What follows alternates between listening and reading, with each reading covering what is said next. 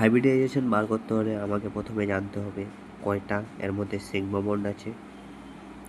ঠিক আছে, sigma bond জানতে পারলে আমরা এর সহজেই হাইব্রিডাইজেশন বার করতে পারবো। যেরকম আমার কাছে একটা গ্রুপ নেওয়া হলো CH3 CH2।